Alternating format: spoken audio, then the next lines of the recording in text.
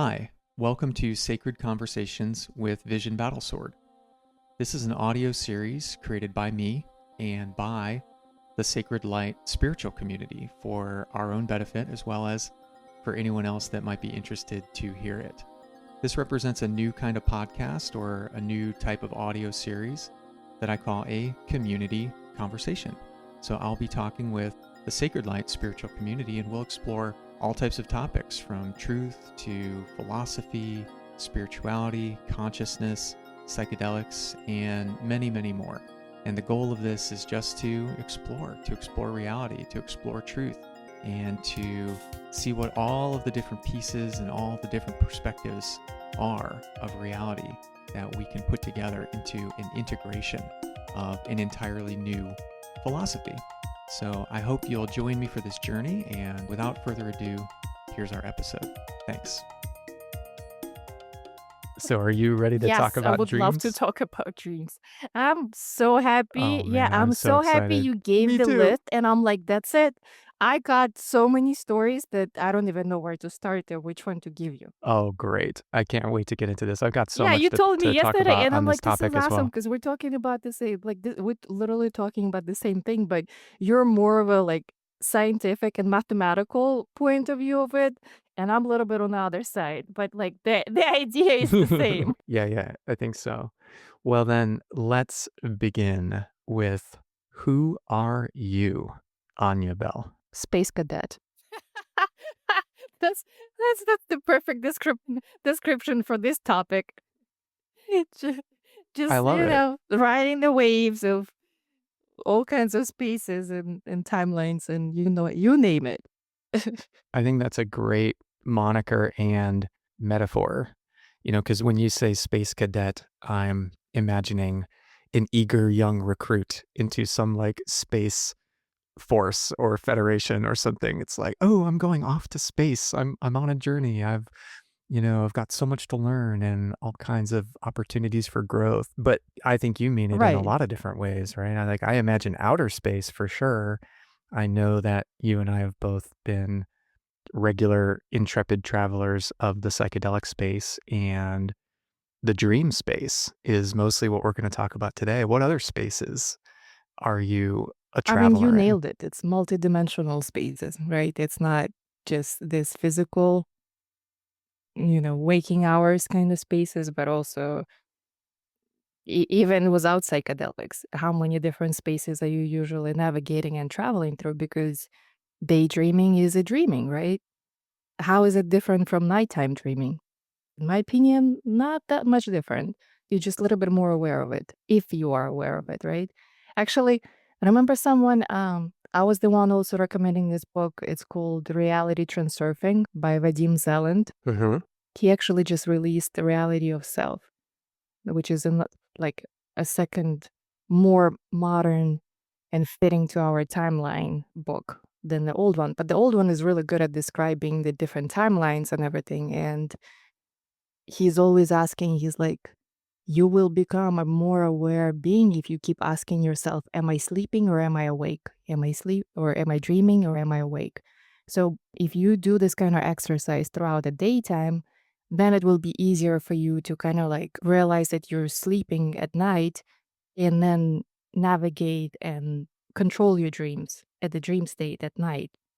So, throughout all these years of me playing this game, I'm like, wait a minute, but what is actually a difference between daydreaming and then dreaming at night? I mean, yes, at night it literally looks like chunk of information that you've been exposed to throughout the day, some drama involved, emotional attachments, whatever, and then it's a surrealism of some crazy shapes like your legs are sticks and you cannot run, or you trying to scream and you're mute. That kind of stuff, or stuff is meant like kind of melty, or people's faces don't look right. So, in a way, and even like psychedelic spaces, right? They're like dream spaces. So, I don't see much difference between any of them at this point, at least in my life. All right, how This do is so you awesome. translate dreams? How do you differentiate what's the dream and what's not? Oh, I don't know anymore. That's why I wanted to have this conversation, just like you. Well, I'm so glad you brought up reality transurfing because this is something I've wanted to talk to you about or anyone, but you in particular, because you've brought it up a few different times since I've known you. And in, of course, the Sacred Light community, you Mm-hmm. put it out there as a resource for people to look into. So I want to talk about that. There's a few other things, like just kind of to set the stage, a few other pieces I want to put on the table, puzzle pieces. Are you familiar with the movie Waking Life? I should have watched it before we did this. Oh, yeah. Yeah, I wish I'd thought to recommend it to you if you haven't seen it. It's it's one of my favorite movies, if not maybe my favorite movie of all time. I'm kind of a film buff, Hmm. I guess you would say, right? I really like movies, but I'm into things that are more, I'd say, kind of what you might call independent film or art house film or Mm-hmm. experimental Mm-hmm. stuff, even just stuff that's off the beaten track, like not necessarily your mainstream Hollywood stuff. Yes. So I want to talk about Waking Life. I'll give you and maybe anyone else that isn't familiar with it a brief description to kind of set the stage for those themes. Then, of course, I believe you're familiar with the movie The Matrix. Yes. I feel like that's an important metaphor or framework for this whole conversation about dreams and reality and how do we tell the difference between the two and how does one affect, influence, or maybe even create the other, or how do they co-create each other? So I want to put that piece on the table. Of course, I had my mini insight or epiphany that I shared with you in a voice message about, having a recurring or Mm-hmm. repetitive dream. And then after waking up from that, starting to think about what does that mean, or like what are we really doing with dreams, or what role does a dream or dreaming fill in our psychology as a part of our human system, because it's such a mystery. I mean, at least in, let's say, Western culture, like what are dreams? Why do we have them? What are they just mental noise and static, or replaying events of the day? Are they helping us to process information or our emotions? Do they serve some like actual psychological function, kind of in the same way that the body's natural repair process or healing process or growth process or whatever kind of takes place? Is this like a sort of a similar feature of the human organism and how we rejuvenate ourselves? Like there's so many questions about what dreams are and what role they fill. But I had this idea of, maybe something that links in very much with reality transurfing. I don't know, but this idea that we may be virtualizing different reality trees or modeling out future states or something like that with our dreams. So I want to get into that as well. Is there anything else that's on your mind with dreams? I'm sure it will pop up when the word or something will trigger what needs to come out. So I'm trusting the process that whatever needs to be said and will come when we're going to be talking about it. So with reality transurfing, what you just said, that part about continuously checking in with yourself to try to detect whether you're dreaming asleep or, let's just say, dreaming awake, that reminds me of lucid dreaming techniques that I've read and heard about. That's a very common technique that people can use to train themselves to become lucid dreamers. Is reality transurfing about lucid dreaming, or how would you summarize it? You nailed it, because his whole point is to make sure that you're awake and present and conscious about every given moment as often as you can, right? And then you can navigate it and you can actually transverse different realities and pick the timeline that is more suitable for you and fits you better. It's like manifesting, but controlled manifestation. So yeah, Mm-hmm. you're right Okay. there. It's on point. So is it about dreams in particular? No, but can we translate reality and like people making plans and building their lives around different ideas? How is it different from dreaming? I see. Okay. So reality transurfing, which, full disclosure, I've not read it, and not even really read a lot about it. I've read a few different things, as little kind of summaries or overviews, but it's not about dreaming specifically, but it uses dreaming as a metaphor or a framework for how we model future realities so that we can kind of like choose the timeline that we want to be on and experience the kind of world that we would like to manifest or that we would like to inhabit. Yeah, Is that he's right? just pretty much explaining how everything works from like quantum physics perspective, but also how you can become more aware and more conscious of your choices. Because if you're running all day on subconscious programming and just automatic behaviors, for example, you know how a lot of people they go from work to home and then they black out. They don't even know how they got there because it's just automatically, right? So same here. He's really trying to bring out the point is like, if you're not awake, if you're not aware of your choices or your actions, then you're in a dream state. So you're like just blindly following, you know, whatever the habits and everything else that you're just automatically doing instead of consciously navigating the space and putting yourself in situations and places and mindsets and everything else. Hmm. That's a really interesting phenomenon now that you pointed out that idea of kind of like driving home on Mhm. autopilot or doing anything where you realize you've kind of like lost time. Like, wait, Mhm. what just happened for the last 30 minutes? Where Mhm. was I? It's really interesting because it's so like a dream. I mean, Right. it is actually Exactly. a It's like, dream, what's the difference? right? Daytime, It's like, night dream, right?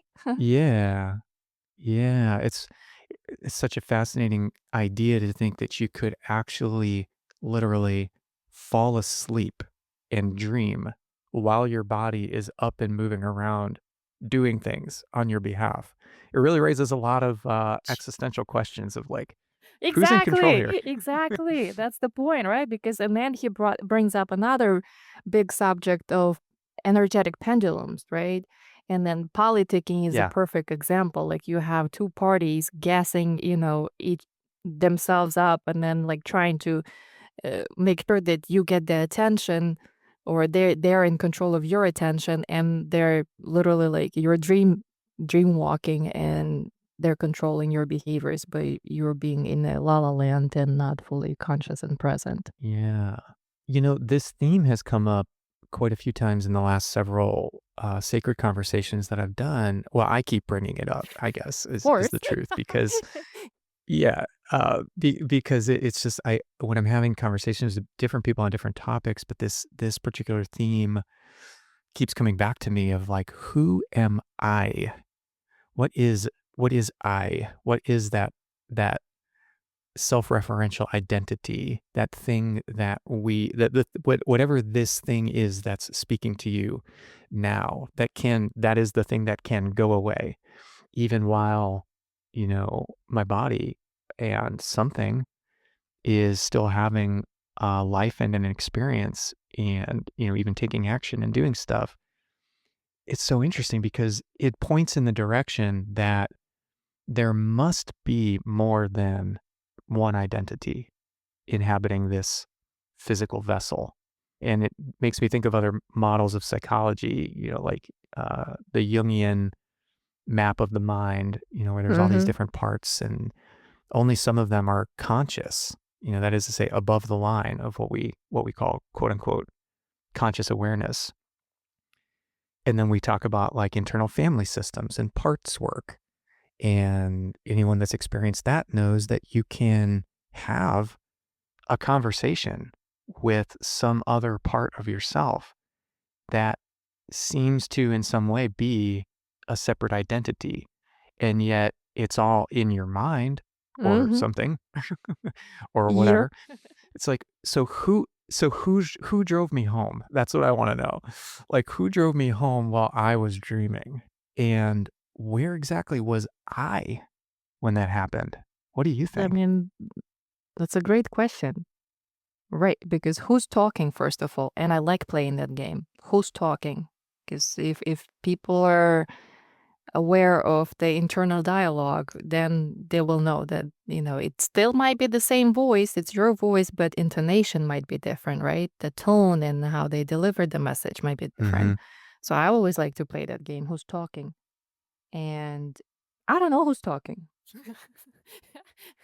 That's the question that I'm still yet to discover, right? And why we're doing things the way we do, and how subconscious behaviors are driving those kind of uh, responses and whatnot. And I always was a big fan of idea that we're like blind little kittens here, and hopefully there is, either your guardian angel or whatever you want to call it, some being out there is looking out for you, because a lot of times we're literally sleepwalking, and it's dangerous Hmm. a lot of times. How do you know? You brought up, you kind of tiptoed around this question earlier, but how do you know that what we're doing now isn't a dream, and whatever we're doing when we quote unquote go to sleep isn't reality? Oh, How do we know the shoe isn't on the other I foot? blurred that line. I don't even see. I don't even differentiate them anymore. Like this is a dream Yeah. at night and this is a dream at daytime. I just translate them as the same, because I guess it's how do I explain it? I guess it's the way of really understanding yourself and understanding the messages that you're getting and catching those messages. Because, like, for example, if you know you're normally in a neutral state and you just have whatever little stories on the background, but if there is a story that is very different from your normal, that's when you're like, oh, what is going on? What is this? And who's talking, right? And where we're going with it. But I started blurring the lines between, like, what's the difference between me receiving a message while I'm meditating or while I'm crocheting or while I'm dreaming or while I'm on psychedelics? Like, what's the difference between any of those? I don't see the difference.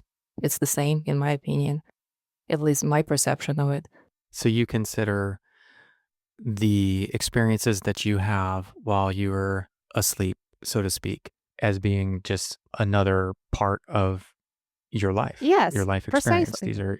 These are just, it's just another dimension Correct. of Right. reality to Because you, in the same way as a plant medicine experience is just a different exactly. dimension of Because, reality. for example, a lot of dreams, if especially those people who do remember their dreams, you can pinpoint that you might be, solving a lot of relationship issues in your dream states. You might be going back and educating yourself on something in the school environment or learning environments. It's different kinds of themes with different dreams. So, and a lot of them are so intertwined with what happened during the day or years leading up to the dream. It's all in there, right? And especially, like, maybe because from what I saw on Iboga, now I have a little bit better understanding. Like, it's all there, right? All of it, all the information you've ever been exposed to. So now your mind is either playing games. Well, let's start there. That I think our mind is a trickster, right? So solely relying on just brain and logic is bad news for me, at least. So knowing that the mind can make shit up and break shit up, right? And just be very creative into explaining, elaborating, and whatever, the story, little story it can tell you. uh, You just have to be aware, like, okay, I'm going into creative mode here with, this trying to find the reasoning for someone's behavior or my reaction or whatever, you name it. Hmm.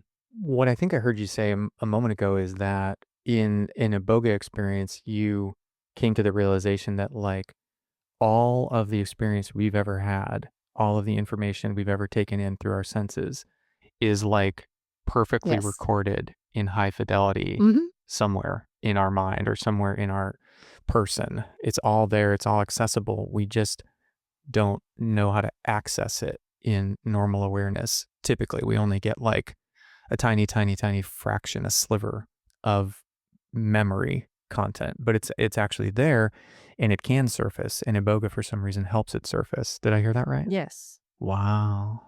That's wild. I've never had And the thank experience God, myself. honestly, thank God you only remember part of it, because it would be like, I remember opening my eyes and they see like the vortexes and they see the matrix, and I'm like, this is so much. Like, holy shit, thank God I'm not mm, this aware. Like, I'm not that sensitive to see this in my, non-psychedelic state, because like, it's overwhelming. The amount of information that we're constantly bombarded with, it's a lot. So thank God we can black out and forget some things, because right. It makes sense. Like it's an evolutionary Mhm. feature that we have such a heavy filter on our perception, and that we intentionally limit the sense data that we're taking in, our like a reality aperture. Like if you think of it as like a pupil that can dilate and contract, like our overall aperture of reality can dilate and contract and have different filters in front of it. And we normally go through life with a really, really heavy filter because there's only so much that we can really, there's only so much information that we can usefully process, I think, or integrate.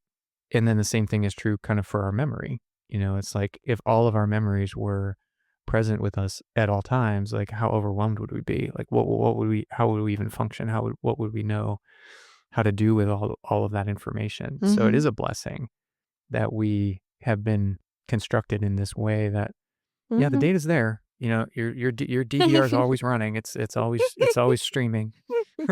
The disc will continue to infinitely expand as long as it needs to. But yeah, if you want to go back and find any particular episode, then you're going to have to go into a particular state to be able to access that. Maybe dreams are one of those states. That's what I'm saying. Like, I don't see the difference between, being on the substances or not. I mean, there's definitely different, like, let's say you walk into a building and you're walking on the first floor, versus penthouse. You have a different view, right? So same here. Psychedelics will give you the penthouse view when you're awake at daytime. That's your first floor, maybe even basement in some cases. So, a big part of my philosophy that I've been interested in and have been, integrating and trying to practice for many years of my life has to do with Toltec spirituality. I was first introduced to that through the writings of Carlos Castaneda.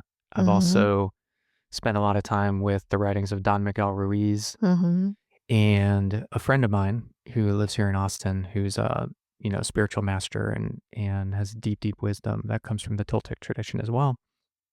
And one of the core principles of the whole Toltec philosophy is everything that we're doing is an aspect of dreaming, that there is actually no meaningful distinction between the kind of reality that we experience when we're asleep and the kind of reality that we experience when we're awake, and the kind of reality that we are sort of co-creating together by weaving our personal dreams together into a collective dream, which is called the dream of the world. In other words, in short, the Toltec philosophy, or one of the key principles of it, is that we are always dreaming and that our dreams are the engine of reality, that we are creating reality by making it up in every moment as we go along. And we have a certain amount of influence, a lot actually, of influence over our personal dream and how our own life manifests. But we are also participating in the dream of the world along with all other sentient life, weaving our dreams together. So we're both giving and receiving to this collective dream, which is what gives rise to the consensus reality that we all kind of experience. If you look at an object and I look at an object and we both call it a tree and we can both describe it in more or less the same way, that's because of the overall fabric of the collective dream that kind of holds reality in a kind of objective form.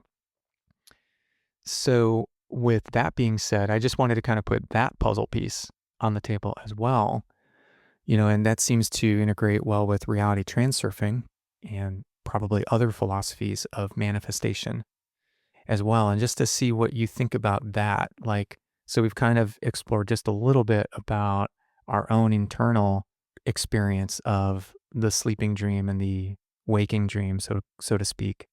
But what do you think about how our dreams interact with each other in this manifestation process? That's a perfect question, because that was exactly one of the scenarios that I wanted to talk about. For example, if I have bad night of sleep, I already know something's going on. Chances are there were a lot of souls transitioning, so I open up whatever news channel to take a look, and of course, people were killed, people died, and there was civil unrest somewhere. So that's already But that's like Mm. lately that I've been paying attention to that. But it all started when I was still in medical sales. And I remember if I have a bad night of sleep, at least one of the patients the next day will be injured during the surgery. The surgery will not be as successful as they would hope for. And that was before I even started working with ayahuasca or any psychedelics. So I couldn't understand what was that all about because I was not aware of my, clairvoyancy. And I was like, oh my God, is it me who brings this energy into the field? And these poor people are then having bad surgeries. And then, like, so I'm trying to shake it off. I'm trying to meditate, trying to ground myself. And then over and over and over it happens. And then I remember one time I even brought it up. And of course, they laughed at me. And then obviously, no one's going to cancel the surgery because I just had a bad dream. So, but I started paying attention like, is it me who creates this, or am I tapping into something that's going to happen tomorrow? And I'm just so in that field Mm. that I feel it, right? And now, even like after the dream work that I had with you, I'm a global baby, right? I care about the planet. So I am tapped into the collective of, our planet. And then if something is happening across the globe, even if I don't see it, I'll feel it. So it's all interconnected to the point that we cannot even explain it or comprehend it yet, but we're all part of one, even though we're in our little individual units. I think it's a really interesting question. It seems to come up a lot in some of the conversations that I have. The question, if I predict something, it's the question of the Mm-hmm. self-fulfilling prophecy.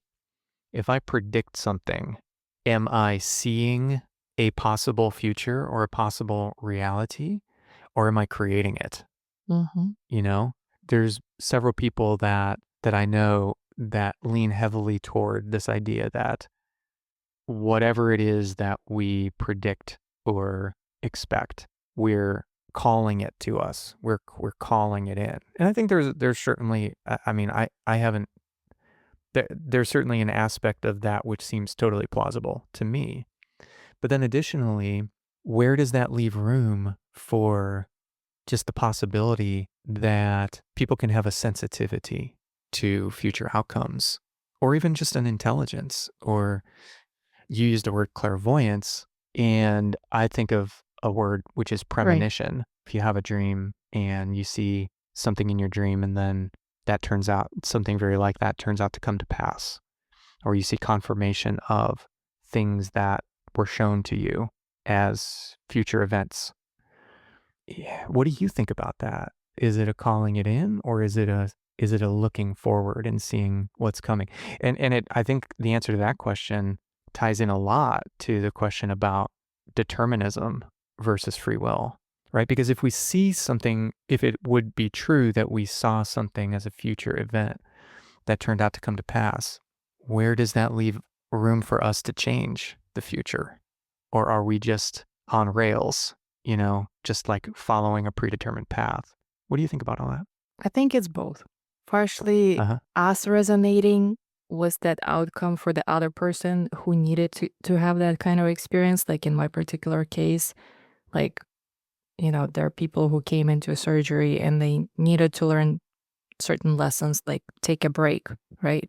Like if you in a hospital and you're having a surgery, chances are you needed to relax a little bit. So then me seeing these kind of dreams resonating on that and amplifying that kind of energy for that particular outcome. But there are millions of outcomes, right? It's like the way I always see it's like I am in the middle of the sun with millions of tiniest little rays that are coming out of me. And I can see different kinds of, potentials and futures and lifetimes and timelines. But which one has the strongest energetic resonance with more people? And then that's what Vadim Zeland is calling energetic pendulums, because you have more people resonating with it. So, of course, the energy will be amplified in that particular field versus if it's just me and no one really cares about it, then it will fall flat. And then, of course, people can change their minds because, to my understanding, the willpower and freedom of choice were the major selling point to even come here. incarnate in this meat suit, because you can change it.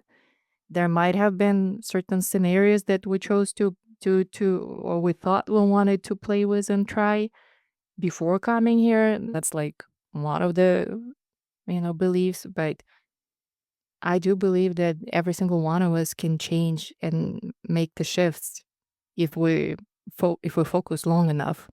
That's why I was trying to shake it off before coming in, right? Because I'm like, I don't want to bring this energy into the field. And then bam, over and over again, bam. It's like I was reading this morning, someone on X actually mentioned that this guy was studying the dreams and future dreams, and after his very thorough research, he discovered that 40% of his dreams were predicting the future. 40%. How did he figure that out? He would always write down all the details that he could remember from his dreams, and then he had other people who were also capable of doing it, and then they did it over decades. So then they would be like, okay, this was the dream with the details, and then did that actually happen? Yes or no? Kind of like just scientific data. This is what I saw. Did it manifest? Yes or no? And he was able to conclude that 40% of the time we have prophetic dreams. Now, does he extrapolate that to the general population? Meaning his presumption is that's that a good his dreams were 40% that's a good question, predicted? because you're right. Not everyone has that ability, right? Not everyone is clairvoyant to the Or maybe it's a right. spectrum. Maybe some more and some less. Right. Everyone's some. Right. Perhaps. It's a skill, just like playing basketball or baseball professionally. It's a skill that you need to train and master. Okay, well, that brings me to the idea that I sent you in a voice note yesterday. This is, I think what you're saying right now is like the perfect setup for it. So what happened for me a certain night a few weeks back, I had the same dream, I had a very similar dream 3 times in a row. And it had to do, the content had to do with a relationship conflict that was actually not technically happening for me in my life, but it was something I was worried about, something I was worried could happen in a future meeting with someone. And in that recurring dream, the sort of meeting played out 3 different ways. They were all not satisfactory to me, but the first one was So you keep coming back to fix it. Yeah, right? But it kept getting better. So Love it. the first one was like super bad. It was like it woke me up. It was so bad. It was like really intense and gnarly feelings and stuff. And I was like, oh man, that was a gross dream. And I went back to sleep and it happened again. But it was slightly different and slightly better. It was like, okay, this isn't a great result, but it's like not as bad as the first time. And then I went to sleep and it happened a third time. And again, it improved, but not great. Not the way I would like for it to be necessarily in quote unquote real life. But it was, it was still very, very similar in terms of how the whole thing played out. And then when I woke up that next morning and I was just kind of meditating on this is one of the rare times when I really remembered a lot of the content of my dreams, which I usually don't. I have very rich dreams, but I just, for some reason, I'm one of those people where it's like, oh, there's no way I'm going to forget this. And then 5 minutes after I wake up, it's like, what was that all about? I don't remember. I could kind of remember a color and a feeling. That's it. Which you've helped me to realize that I would like to write down my colors at least more, so I get some guidance out of it.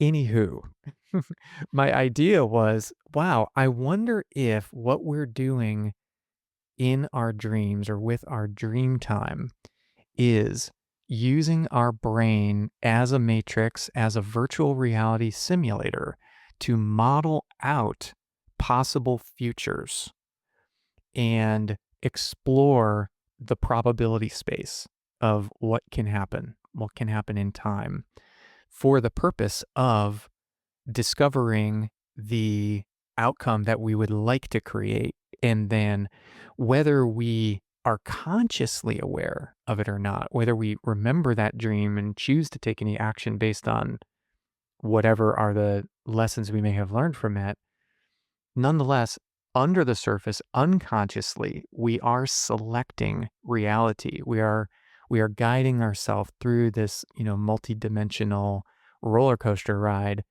in such a way as to pursue or choose those scenarios that we found to be preferable, or possibly just avoid the ones that we found to be like super unsatisfactory.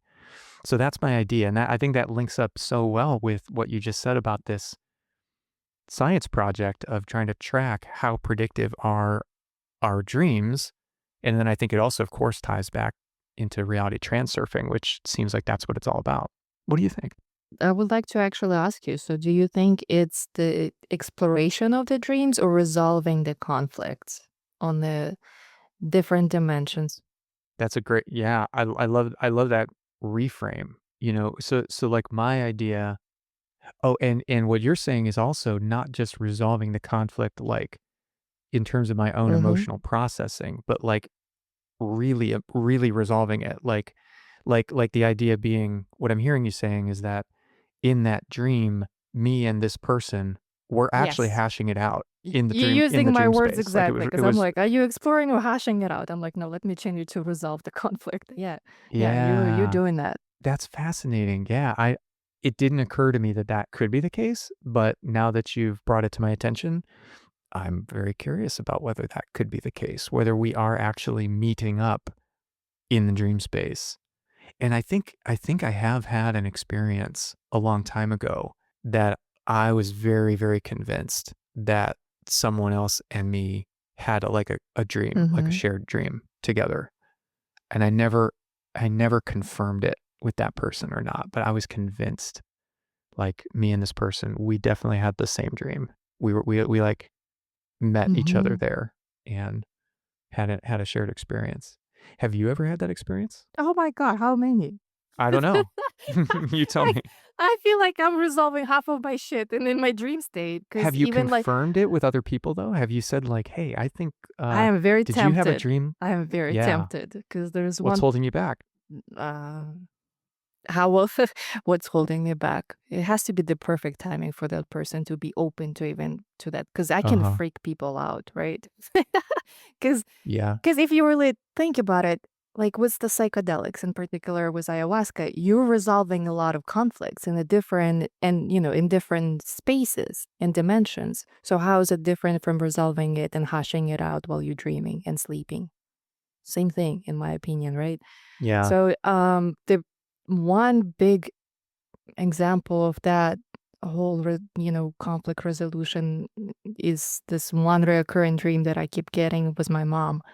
So she left when I was 16, and for about a decade I keep having a dream that she's walking down the street and she's walking towards me, and she never came. Right, she always stayed in Paris, and then the next time I saw her was like 10 years later. She was already on deathbed with cancer and dying. So she finally transitions, she crosses over, and then about 6 years later, I am drawn to take Reiki class. And then the lady who's tuning me into it, she's like, there's someone here. And then she literally, and this lady she has no idea about what happened to my mom, the drama with my mom, none of that, right? So this lady sits there and she describes the picture to the T from the dream that I had, a recurring dream over a decade, right? She's like describing it. And I'm like, first of all, I was shocked that my mom finally showed up. But then it took me about another 2 years to puzzle those pieces together. I'm like, wait a minute, because I was just too overwhelmed with emotions and feelings. I didn't really like put two and two together. But I'm like, wait a minute, this lady actually saw the dream that I had. And she described it like, wow. So what was that all about? Was it me, trying to resolve this stuff with my mom, or was it the prediction that was manifesting? I mean, I still have questions about that situation. But I was shocked how a stranger can be like on point. Yeah. So in these dreams that you describe where you may be hashing something out with someone and you think that they really are participating, that like this is a thing that's really happening. The two of you are meeting in the dream space in some way, consciously, psychically, energetically, whatever that looks like. But you haven't necessarily reached out to some of those people to like confirm, like, hey, did you have a similar experience to me last night or something like that? Why do you think that would freak people Well, out? number one, a lot of them, I don't want to reopen that gate. This is the acts of, from Mm, 20 years ago. That's still ongoing mm, saga that I know that once mm. I start asking those questions, that gives him another hope. And there's no closure for Yeah. that person, no matter how many times I tried. So I don't even Okay. want to go there. And then the other time, I didn't want to reach out and say anything because he caught me. It's like I know I wasn't supposed to be there, like on the different dimensions, and he caught me. So my friend, she's like, Oh. "Oh, so you were doing like a spying on him?" I'm like, "100%." And she's like, "And he caught you?" I'm like, "I know, he busted me." So it was funny, and I'm like, Wow. because that was me going there, and then the other night I had a dream with him again, and that was him coming to me, and I'm like, yeah, I'm like, we need to close this. Like, you gotta go. Like, go live your life. So it was very it was very yeah, that's why I cannot bring that up because I'm like, this is just not if it's never you know what's funny? It's never was just like friends or family. It's always was exes. In particular. It's always Hmm. with, the drama was the exes. Hmm. Hmm. Well, this brings me to the other meaning of the word dreaming from the Toltec tradition, or at the very least, the Carlos Castaneda tradition. I don't know that I've ever seen this in like certainly not in the Don Miguel Ruiz material. And I'm not familiar enough with like Lujan Matus to know whether the word dreaming is ever used in this way, but certainly in Castaneda, it's like all over the place. And the word dreaming in Castaneda means actually very specifically out of body travel. So when they say dreaming in this body of work, it's referring to sending your energetic double through space and time to somewhere else. And it begins through the normal sleeping dreams, meaning you train yourself through something that sounds very much like lucid dreaming techniques to become, first of all, aware that you're sleeping and dreaming, and then within the dream to gain control of it, and then through that process to learn how to use the dream itself as a portal to travel and manifest somewhere else. And then eventually to be able to do that while waking, to just be able to essentially project your consciousness. And beyond that, in this Castaneda work, dreaming becomes not just like directing an invisible, immaterial locus of awareness, like this, how we come to think of the so-called astral projection that people do or people claim to be able to do while asleep, but you can actually project a hologram of yourself that is indistinguishable from from the perspective of an outside observer from your physical body. And there's only like a few things that so-called energy double can't do. It can interact with the world, it can touch things, it can move things around. You're like a fully solid ghost. But then there's like certain weird things that it can't do, like it can't eat Mhm. for some reason. Mhm. Um, I think because it's like entirely hollow. Well, it's like a hologram. It's like a solid Right, right. hologram. So, yeah, what do you think about like when you're talking about this idea of voyeurism through dreaming? That makes me think of dreaming, which in Carlos Castaneda work, that word would be in italics. So when I say dreaming, imagine it's in italics, and it means this idea of projecting yourself elsewhere. What do you think about that? Is that possible? Yes, it's 100% possible. It's just Can you do it? Can you control it? Can you do it at will? each that I've still practicing, still Uh-huh. doing my best because it's not it's not easy, just like just like in the wake state, once the emotions are and feelings are taking over, forget it, right? Like we're then turning Hmm. into that, you know, running on the programs that been installed for decades. It's in I haven't mastered it yet. I would love to just go to places, in the snap of the finger, but I'm not there yet. And that's what makes it even more fun. And I was actually going to ask you, how do you, so you don't have any techniques to remember the dreams when you wake up? Uh, I think it'd be better to say that I am lazy and have not chosen to put any effort into it. But you know And the methods? I, yeah, I think so. I mean, certainly I know the standard ones. When I was in my early 20s, actually, because of watching the movie Waking Life, which I sense that Mm-hmm. we may be just about to talk about. But from seeing that movie, I became intensely interested in lucid dreaming. And I got some books on how to do it. And I started trying, to teach myself, to train myself to become a lucid dreamer. And I just, gosh, I don't know what it is. I think that there's something about my sleep time that I just find to be so sacred and important to Mm-hmm. me as just a pure form of rest, that all of these different things, these different kind of before sleep techniques or things that the books would say to do, set an alarm in the middle of the night to wake you out of sleep and then go back to sleep in a particular way, after having been woken out of it and all this different stuff. I started trying to practice that for a few months and it's always been something on my bucket list of things that I think I will at some point exert the effort to practice and learn how to do. But I just never have. I tried keeping a dream journal for a little while, but I don't know, it all seemed to just be taking the fun out of things. And when I go back and look at some of those I have actually recently looked back on some of my old dream journals from years ago, and I read them and they're just so weird, and it just looks like me kind of processing stuff that was Mm-hmm. happening for me in my life at the time, Mm-hmm. which I guess is the sort of traditional Mm-hmm. Western idea of what dreams are all about. What about you? Have you tried to learn how to dream differently?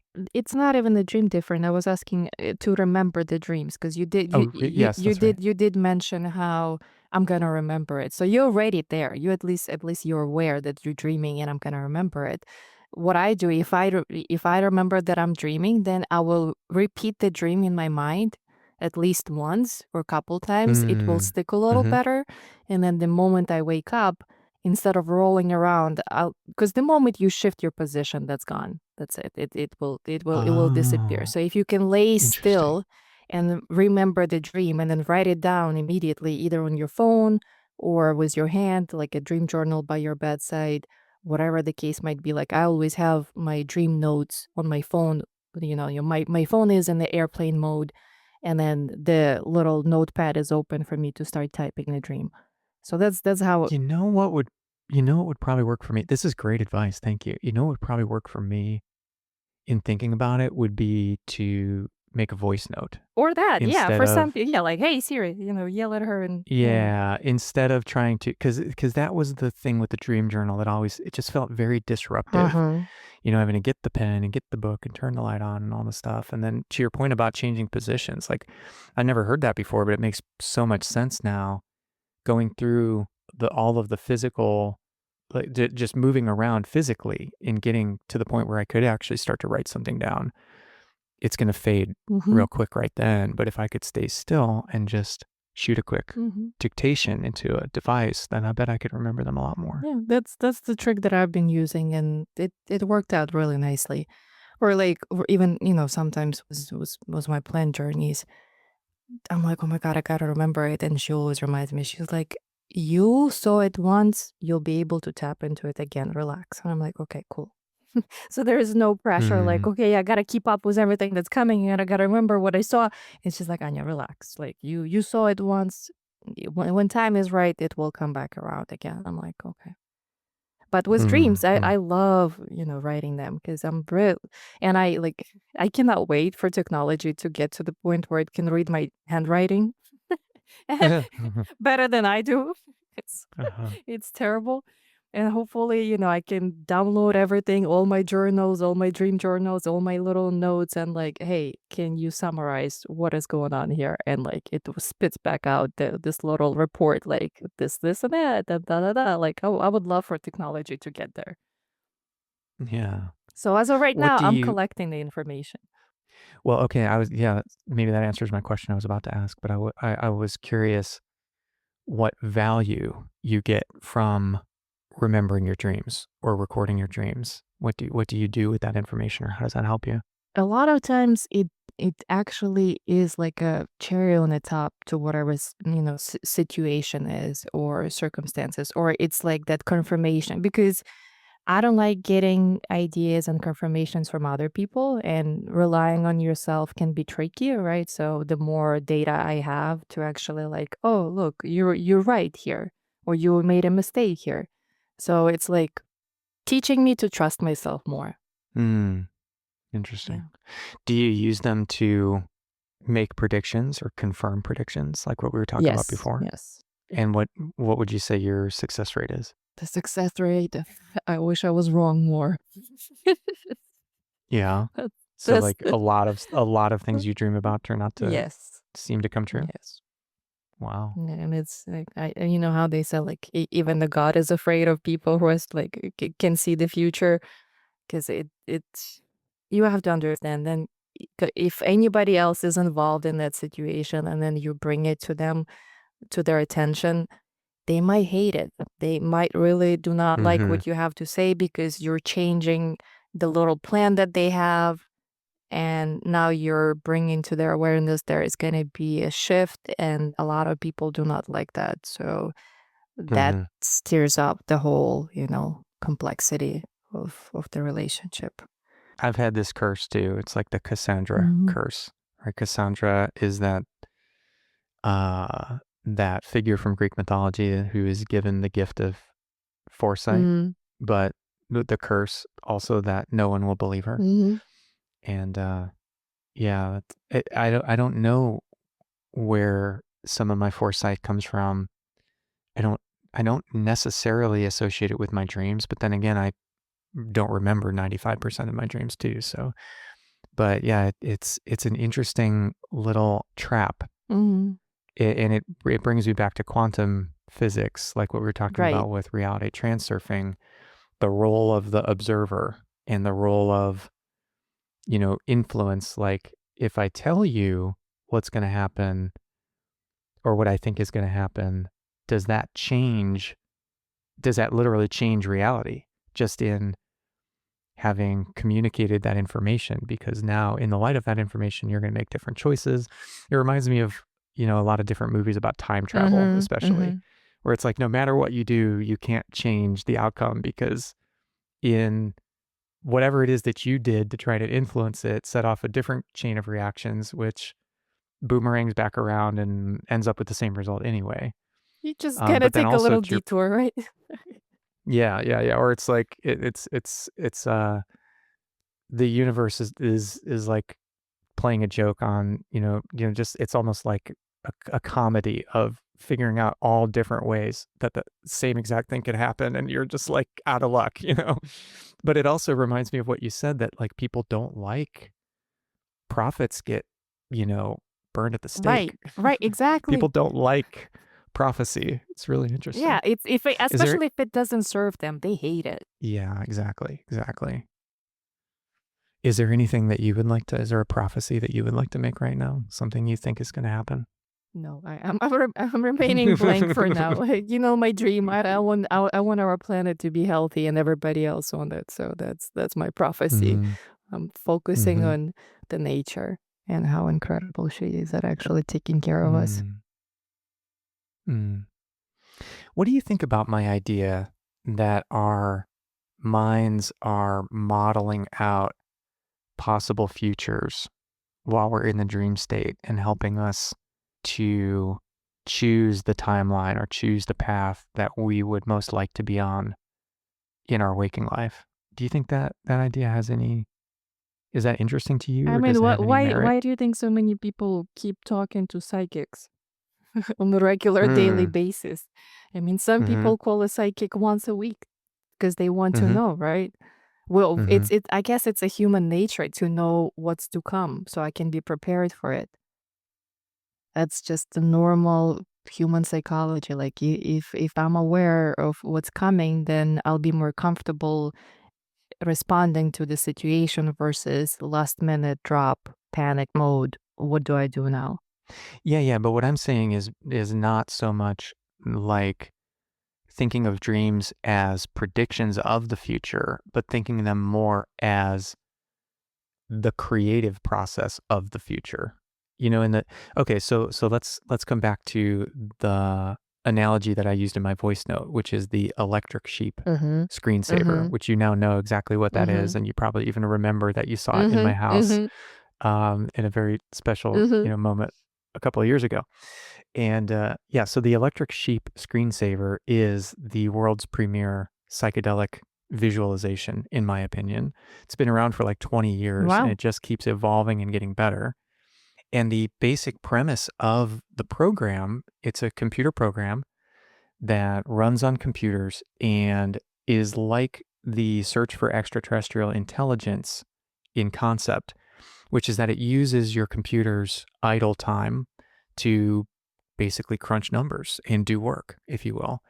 But instead of processing astronomical data like the SETI screensaver does, the electric sheep screensaver merely creates the most beautiful, surreal, psychedelic, fractal visualizations that you've ever seen. And that's the entire point of it. And the reason that it's called Electric Sheep is as a reference to the book by Philip K. Dick called Do Androids Dream Hmm. of Electric Sheep, which is a sort of a open-ended question to open the thought process of what would computers or robots or androids, what kind of dreams would they have? Which is a very interesting question on Uh-huh. this topic in and of itself, in the light of large language models and AI programs and things of that nature. Like, are they dreaming? What do they dream about? But the answer of the electric sheep screensaver, in a sort of tongue in cheek way, I think, is that these fractal, moving art pieces of psychedelic visualization are the computer's dream. While the computer goes to sleep, the screensaver comes on and it renders these animations.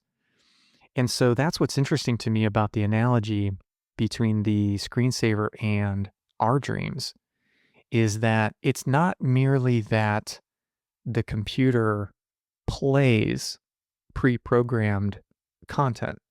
It's actually creating the Mm-hmm. content in real time as a co-parallel processing, co-creative process. So all of the little personal computers all around the world who are running the electric sheep screensaver are kind of connected together on a network and are participating in computing tiny pieces of all of these, individual animations.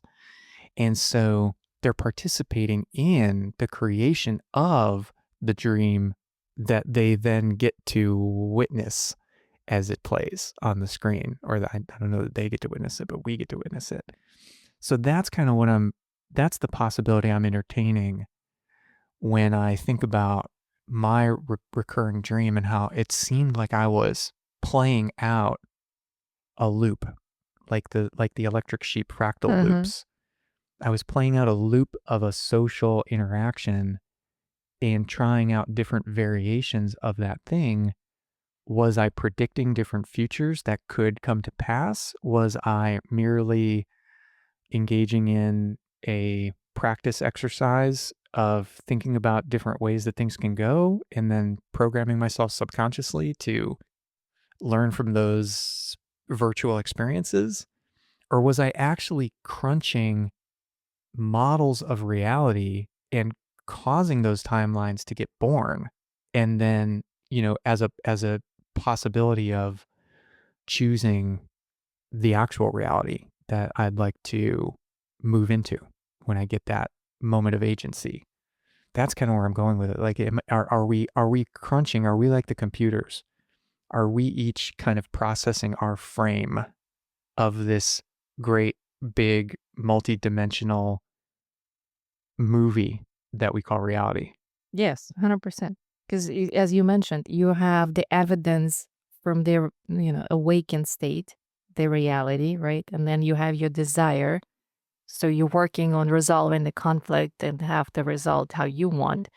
And then you overlapping it with the experience that you had with that person or how you feel and feelings and emotions and all of that. And then you add some weird stuff to it. So now it's like realism with surrealism and everything is melty and weird, but it's there. So it's using all the puzzle pieces, all mixed in one, this little blender of a soup of a dream that you're trying to make sense out of. Why do you think dreams are so weird? Why the surrealism aspect of it instead of it just being like realism? Because the judge is off. Like talking about parts, like when the judge is there making like, oh my God, what is this weird stuff? But when you're dreaming, it's like, oh, the judge is not there. Let's see some weird shit. Oh, so it sounds like you're saying that it could be just as weird Right. in our so-called waking life, Mhm. but we have some kind of extra filter Mhm. that's just not letting us see the weird part. Mhm. Or not allow, because the judge will kick in, they're like, oh, how dare you even go in there? They're like, what the fuck was that? I mean, I remember like when I started having all kinds of like visuals and dreams and ideas, I'm like, well, Steven Spielberg made a lot of money on this stuff. Hmm. So there are a lot of crazy movies out there that people produce because of their wild imagination and only God knows where they got those ideas from. So the differences between the dream experience and the so-called waking experience brings me back to Waking Life, that movie. Mhm. So I'll just tell you real quickly about it since I know you haven't seen it. It's this movie from the late 90s or early 2000s. I think it might have come out in the year 2000, maybe, or maybe shortly before. It's by a guy by the name of Richard Linklater, who is a relatively well-known filmmaker. I think he's based here in Austin, Texas. And it's one of the first movies that used a very specific kind of animation technique, which is called rotoscoping. Mhm. Do you know what that is? Mm-mm. Okay. So rotoscoping is when you shoot a live action movie, like with normal cameras, normal film, normal actors, everything, normal, environments. But then taking that film and giving it to animators who then use it kind of as an underlay to draw and paint Mm. on top of. Okay. You would know what I'm talking about Yeah, if you saw what's the name of that movie with Michael Jordan and the lady with red hair that is like a cartoonish character and a bunny. Oh, Who Framed Roger Rabbit? I don't know the name. Okay. But I think No, I not think I see what you're saying. Like not exactly like that. It's not like a hybrid of live action and cartoon. It's like the live action gets completely covered up okay. with whatever the artists paint and draw on Mhm. top of it. And it creates a very, very surreal effect because what they can do is they basically redraw and repaint whatever Mhm. was actually there. So it looks very realistic from a certain perspective, but then they can add all of these surreal aspects on top of it as well, which are, just pure animation. Mhm. There's a number of movies that have used this technique, and I'm sure you'd know it if you saw it. It's very, very characteristic. Mhm. It's a very specific style. Anyway, this was one of the first movies to use it, and the movie itself is about dreaming. And without giving too much away, I don't want to necessarily spoil the Mhm. ending or anything, but just to say that what happens in the movie is that there's a main character who is moving through a very dreamlike space, because of this rotoscoping effect of how everything looks in the world. And he just kind of keeps moving from character to character, having these like really deep philosophical conversations where they're exploring all different ideas about truth and reality. And it's very much like a sacred conversation, actually. He's going from like sacred conversation to sacred conversation with these like, different people who have a different perspective Uh-huh. on life and reality and what it's all about. But as he's going on, a theme emerges, which is that these characters keep telling him about lucid dreaming and how it works and how to do it. And they start telling him in particular about how to detect whether or not you're in a dream. I'm getting goosebumps just Oh, thinking about it yay. right now. So he's the main character, just kind of like, sort of curious and then a little confused, and then he starts actually like testing his own reality in these moments with some of this material that he's been introduced to, and he starts realizing like, oh, wait a minute, this is or maybe this is a dream. Mm-hmm. Maybe I'm in a dream. Mm-hmm. Like, so what these people are telling me to do, these tests are all coming back positive for dreaming. It's like, wait a second, So then he starts to get a little scared, and he starts trying to actually wake up. Mm. And then he starts to experience the phenomenon, which this is another phenomenon I'm curious to know if you've had, which is the false awakening. Have you had that? When you think when you woke up in the dream from dreaming in a dream. Yeah. I think I have had one like that. I've been having that happening a lot recently. Oh, so And you're it's waking up. Okay. it's very disconcerting. I've had multiple okay, so like the movie Inception. Have you I seen that don't movie? remember that movie, but yeah. Okay. Well, in that movie, you can go multiple layers of dreaming deep. You can, in other words, you go into a dream, and then in the dream you fall asleep and have a new dream, and then in that dream you can fall asleep and have a new dream, and so on and so forth. I've had like multiple false awakenings happen recently, where I woke up in a dream, and then woke up again in a dream, and then woke up again, and here I am. And that's all I can really say Yeah, about the it. meat suit. Okay, I'm back. Yeah, I guess so far. But at any rate, yeah, so he starts having false awakenings. He's trying to wake up, and he wakes up, but then he realizes, nope, still in a dream.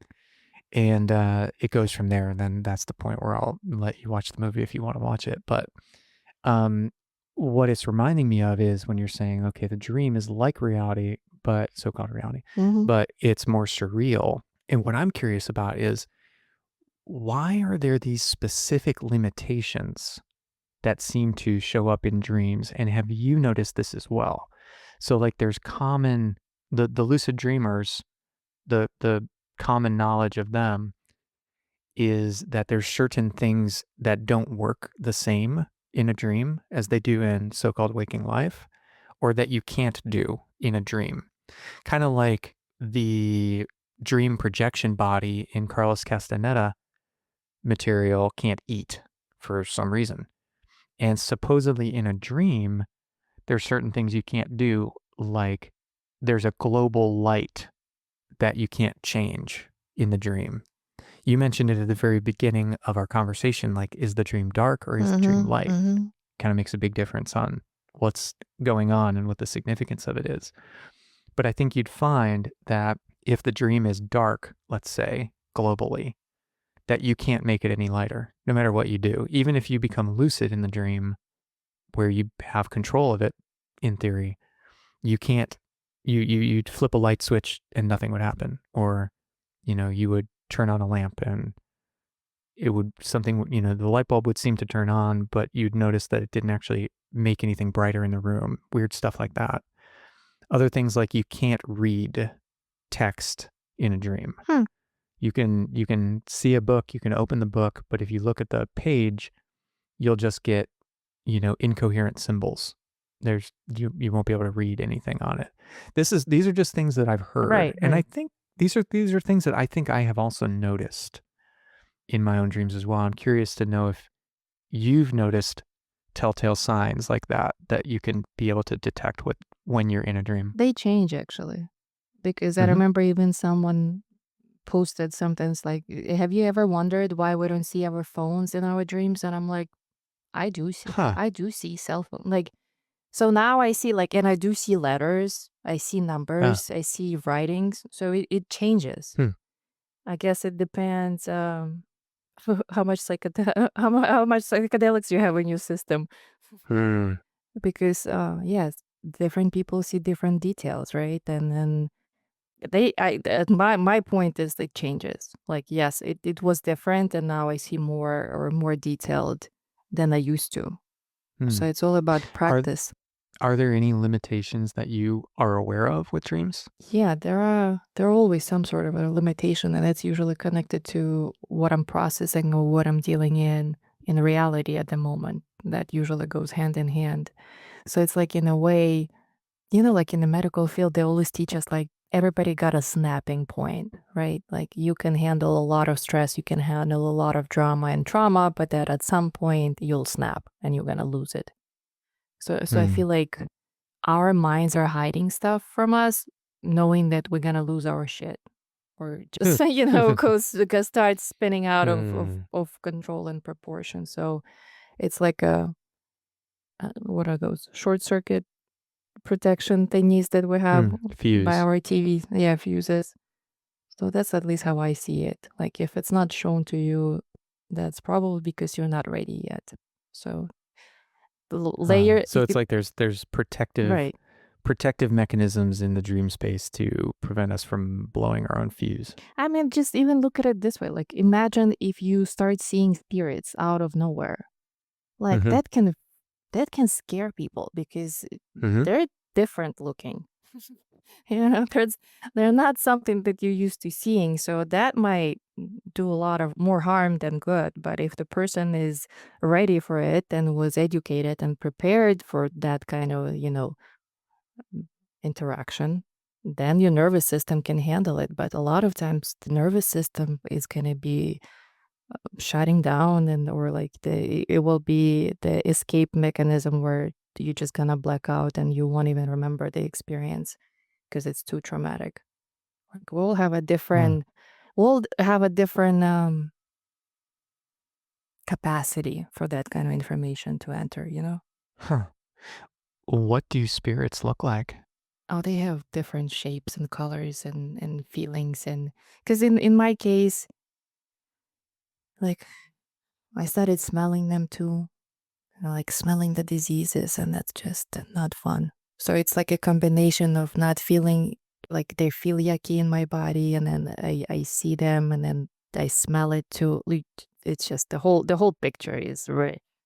And but there are also sometimes, like for example, one of the participants was processing a lot of stuff, and it was all dark. It was all dark, but I remember zooming in and looking at it like as if it was, I was using microscope because I was just fascinated by the texture and the color. Like I guess because like I like to be a little designer, so I like to play with different textures and like the outfits, the layering and everything else, and flexibility and how it bends the light and all that kind of like little details. So I was zooming in to and just in awe and fascination how like a texture like that can exist, and like I can use it in one of my creations. But if I would zoom out, I would probably see a pretty gross looking thing.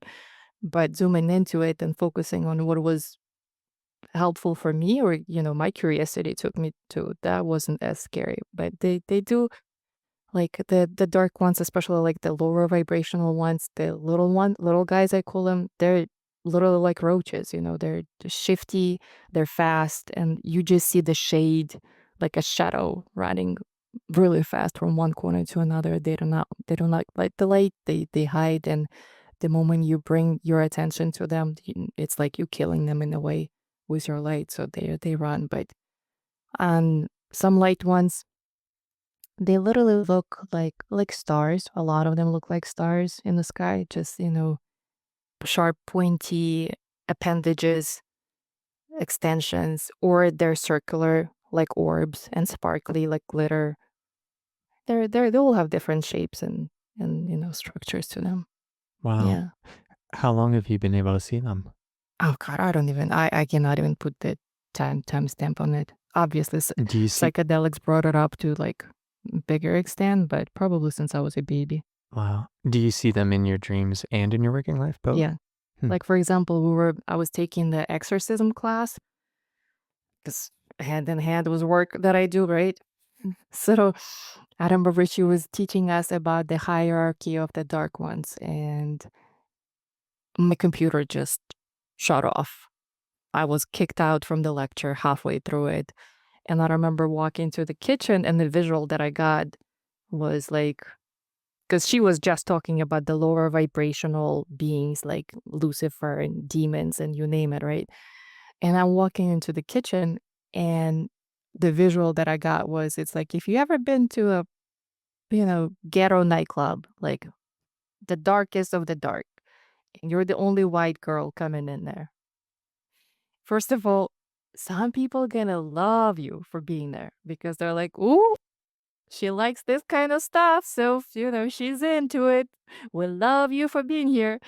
Some people are gonna be like, not so happy to see you there, and especially like if you're the only white girl there, the other women might be very not happy. They're like, oh, here we go. Here comes the competition, and she's gonna win simply because she's white. But it was so funny how, like, I'm walking into the kitchen and I get this visual, like, as if I'm walking into the really dark nightclub. And I'm like seeing all of them, and I'm like, "Good day to you all." And I started laughing so hard, and it disappeared again, like in a second. But it was so funny how you just it's so hard to explain, but it was really funny. I'm like, right after the lecture, but hierarchy of the dark beings, I'm walking into the nightclub of the Hmm. dark beings. Some of them gonna love you, and some of them are gonna hate you. And some of them look at you and see food, Mhm. Yeah, and some of exactly. them look at you and are just like, "Huh, Right. wonder what that is." Right. So Yeah, interesting. that's how I see it. And usually, I always thought that I'm just creative because let's say someone is telling me a story and I see like a little movie inside of my head. So I thought that was just me being creative, and then I was told that no, you're actually clairvoyant. You see things. You see the other dimensions. I'm like, is that what it is? And they're like, yeah. Hmm. So if you see a little cartoon or a movie in your head when someone's telling you like a little scenario and story, you know what's up. What's up? That You're you're seeing clairvoyant. another Yeah, dimension? you're Yeah. clairvoyant. Yeah. Hmm.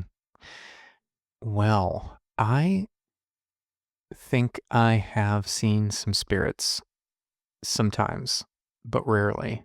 I don't seem to I don't seem to perceive that a lot.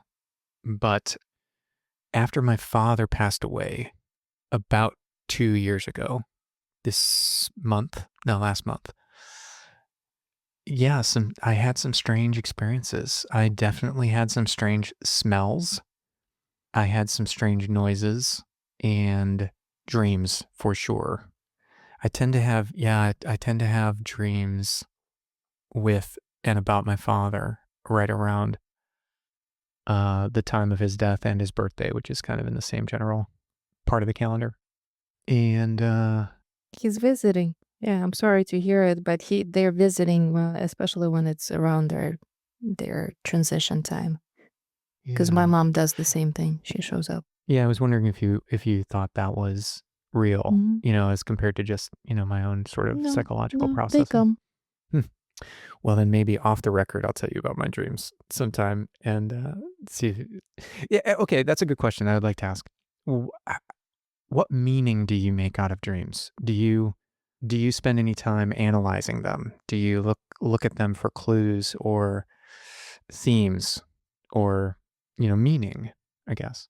I guess it depends how emotionally charged the dream was, right? Mhm. So if it was really imprinted to the point where you like, wake up sobbing or wake up almost like paralyzed or constricted, like as if, every single muscle is so tense, then yes, I will be exploring what is going on because that's my subconscious speaking to me. And my conscious mind is just ignoring what's happening and, sweeping it under the rug kind of situation. So it all depends Hmm. what charge it is. I mean, if it's a beautiful dream about my ex that I'm in the la la land, oh, I'll milk that. I'll milk that all day long. I'll be in that loving energy all day. I mean, because Hmm. Mhm. I prefer to be in that state versus being neutral or negative.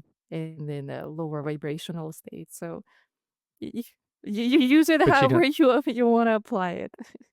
But you don't necessarily do a lot of dream analysis in the sense I of mean, like, oh, I you wake up. had a dream about a rocket ship and that means travel, or I don't know Yeah. what. I don't know what they are, but there's a few people in my life that tend to seem to assign a lot of that kind of metaphorical meaning, like as if, telling someone about my dream and then like as if they can translate that into, oh, well, that's what this is Right, about. right, It means your right, father, right. you blah, blah, blah. No, it's true because usually that's what I was telling you at the beginning that when I write my dreams down, that's how I usually get a lot of answers right away. Like Hmm. it unlocks like, oh, you were trying to you know, resolve this or that, or you're planning ahead and these are the little hints. So yeah, Hmm. it's almost automatic to me now because I was playing with the dream book for so long, and then now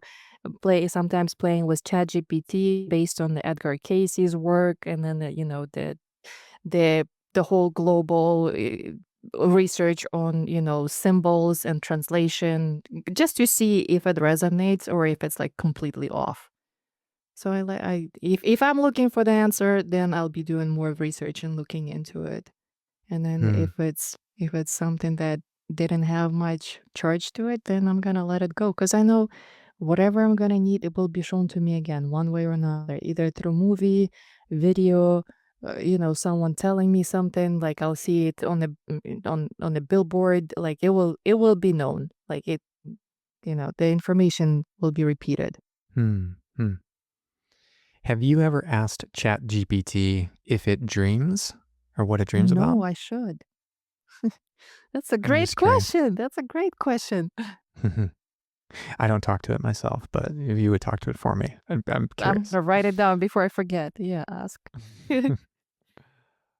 What do you think we are doing when we dreamstorm? When we do the dreamstorming practice, exercise, game, however you want to think of it. Like what we did, What do you 2 years ago. That's the one you're referring to? correct? Yes. Yes. When we do a dreamstorm mastermind experience where we cast our dream and we capture it on a whiteboard live in in an enhanced state. What do you think it is that we are actually doing? I have my own theory of it. Mm, I have an actual model. uh-huh, I have a model of how I think that manifests, or meaning like what's going on psychologically, spiritually, and existentially mhm. when we do that practice, but I'm really curious to know your thoughts on it. What do you think is happening in that process? So first of all, it's a grid work. I don't know if you're aware of that, but it's not the first time when I'm working with plant medicines and she particularly brings you in and she explains that we're doing a big grid work there. And that's on your responsibility kind of thing. And then from a personal, just being a participant of that, you're pulling out the deepest desires of what people need, and then you helping. That process helps to focus better and weed out all the unnecessary noise that might be hindering the process of achieving that result.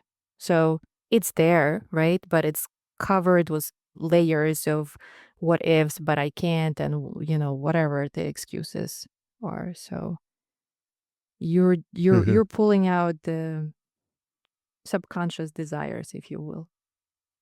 Hmm. I love that game because today I was actually telling my friend about it. I'm like, we all have different, like someone wants a house and someone wants a clean planet. We all are very different. Yeah, yeah. And yet somehow it somehow all ties together. At Mm-hmm. least that's what I've observed. Like the Toltec idea of the shared dream, has really I feel like I've just been seeing more and more confirmation of that, the more that I do this so-called great work. What does that mean, the great work? I haven't heard that before. Grid work, energetic grid of the planet. Oh, Yeah. grid work. Mm-hmm. I see. Mm-hmm. It's grid work. Yes. Oh, okay. Tell me more about that. How is dreamstorming participating in grid work? You asking me something that I don't even know how to decipher myself fully Uh, yet. So I just got multiple visuals about it on, multiple occasions already, because it's like our multidimensional versions are setting up a bigger energetic grid for the collective with this kind of stuff, instead of just, I mean, it's individual work, of course, but at the same time, it is plugging in the bigger network that we're in a way manipulating, right? So you think we're building a new grid, Yes. a new energetic grid? Maybe not Is a building grid new, another? maybe not Go ahead. building, but tweaking it a little bit, right? Adjusting. Okay. Yeah. Kind of like. It's so funny you use the word grid, because is a grid another word for matrix? Yes, exactly. What is the matrix? But the matrix, see, the matrix is, how do I, hold on, let me. So grid work is like a, what's the word? Scaffolder? No. Scaffolding? Yeah, scaffolding. And then matrix is like the air on the inside and the molecules on the inside and everything that is locked in under that dome. Let's just say that the scaffolding is in the shape of a dome, and everything what's inside is matrix, but the grid is on the outer and like holds it all in place. That's at least how I see it. Interesting. So what you're saying now causes me to reflect back on something I heard from Matthias de Stefano, which is that the word matrix derives from the word for mother, and the word pattern derives from the word for father, pater. And so, like, if we think of a matrix like an Excel spreadsheet, right? There's rows and columns, a grid that creates a matrix. Then the data, the values that go inside those cells is the pattern. And there's something very masculine and feminine about that, about the matrix being the container, the open cell, it kind of conveys ideas of holding and embracing and enfolding and containing and receiving. And then the pattern, meaning the information that kind of goes inside, feels very masculine. It's like the thing that penetrates, that fills up, that it's more insubstantial somehow, and yet it is the substance at the same time. It's like just so interesting to me to think of things that way.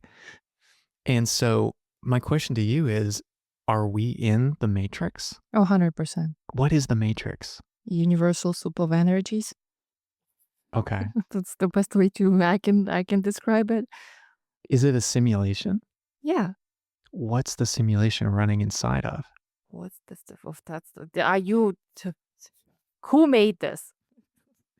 That's same question. Yeah. I have no idea. Is it possible that we're co-creating it? Like, is it possible that there is no outside? Is it possible that there's no giant universe-sized computer that we're inside of, but rather that we're somehow both the computer and the program at the same time? Are we creating it? That's such a convoluted question that stretching my mind to a whole another dimension. I don't know. It's both. Are you having fun? Yeah, because it's like you can zoom in and zoom out, right? To however far you want to, and then zoom in to your individual experience and bleeding finger, like or little, speck on your finger. Have you heard about the DMT laser experiment? I just saw a video about it briefly. What do you think about that? I mean, have you ever tried looking at yourself in the mirror while you're on psychedelics? Yeah. Have you? Yes. You see What do you see? things, right?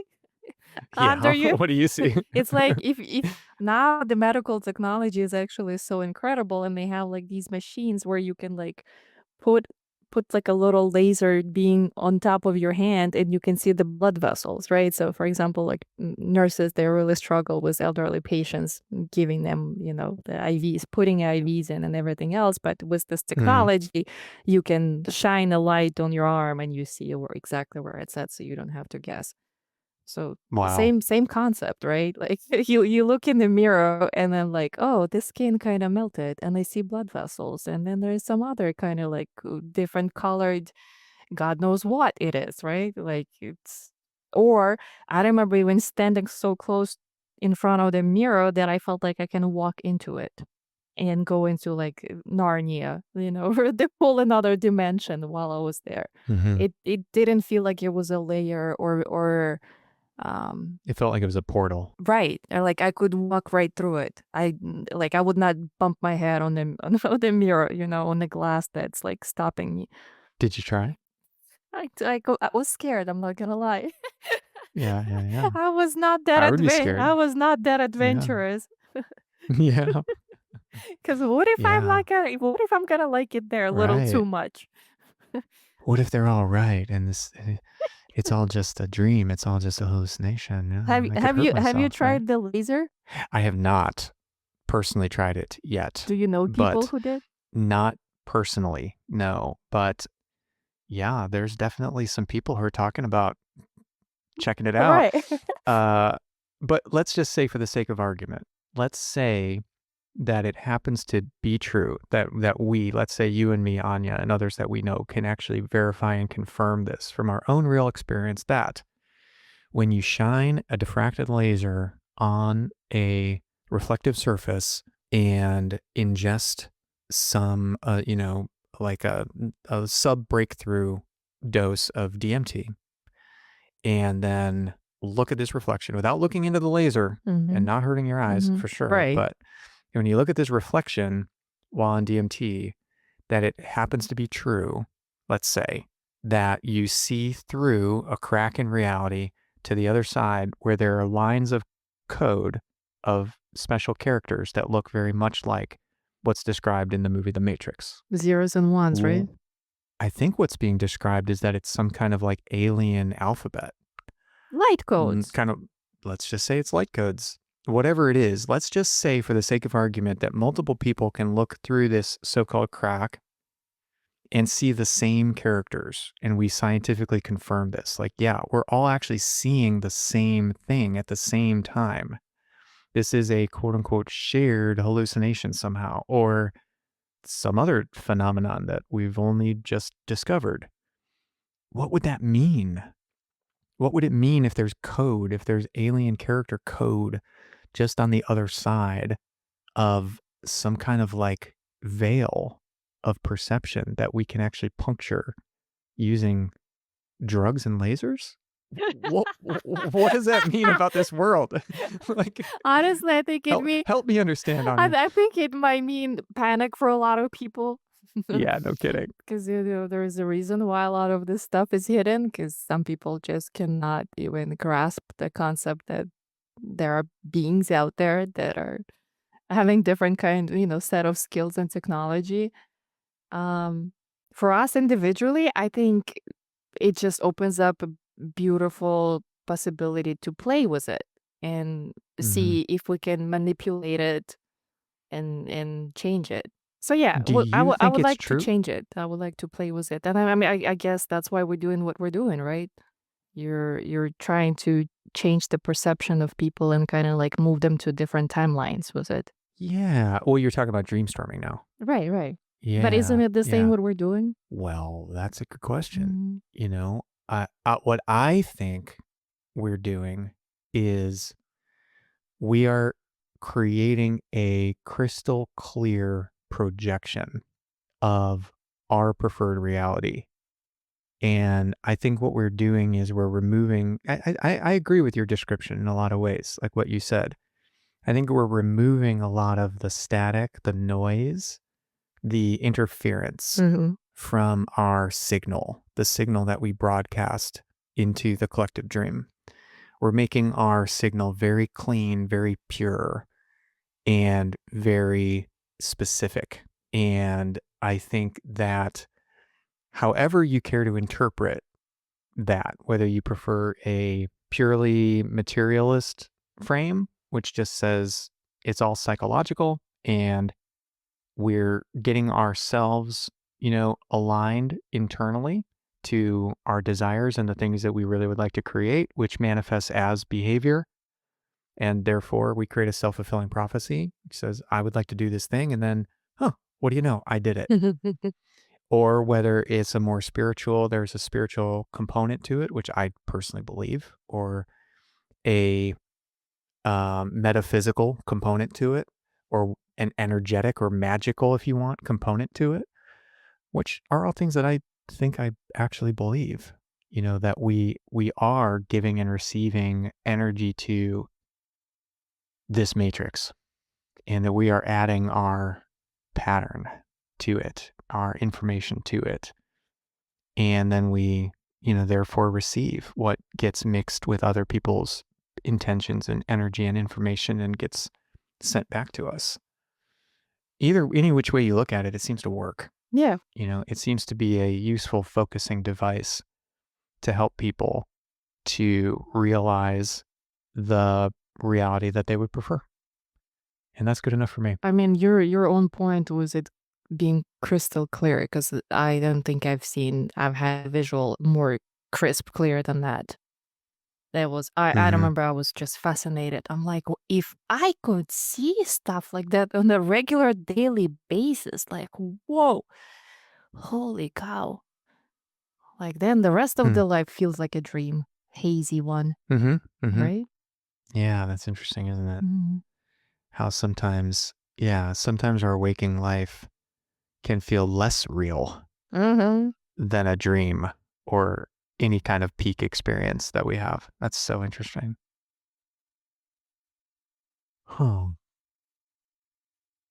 So do you think the laser experiment is true, or do you think it's a hoax? There's only one way to find out. That's my girl. There's only one way to find out. Like, yeah, okay, we have all kinds of information out there and who created it, but there's only one way to find out. Try it. Yep. Well, worst case scenario, probably have a fun time. I mean, I hope Don't so. look at the laser, people. Don't look directly into the laser. Right. Or sunshine, for that matter. Not at least until after 3 p.m. Yeah. Is there anything else that you wanted to make sure we talk about when we're on the topic of dreams? Dream big, people. That's all I want to say to everyone. Dream big, because we are lacing this reality with these dreams. It's like, if it's like a giant adult coloring book with the outlines, and then you pencil in whatever colors you want to. I love that. I think we covered a lot of ground. I think so, Anya. too. This was super, super fun. I'm really happy that we did this again, and I'd love to do it again soon, anytime you want. Let's do it. I'm game. Just let's come up with a really fun topic, so people will be interested in hearing different ideas. Because, in the collective, visionaries are visionaries, right? You have people who see things that other people don't. And for you and I, that's partially our mission, to see things that people don't and bring it into this world, and then throw it to somebody else to work with it and play with it. But we can bring the ideas in and capture them. Yep. I think that's the idea with this whole process of these conversations, is let's pull in a whole bunch of fun ideas and then see what sticks or see what people want to play with. So thank you so much for playing with dreams with me today. This was one of my favorite conversations we've ever done. I agree. Had so much fun. So yeah, thanks so much for your time, Anya. I hope you had fun too. And I really look forward to talking with you again soon. Thank you for initiating this dream talk and doing the dream work.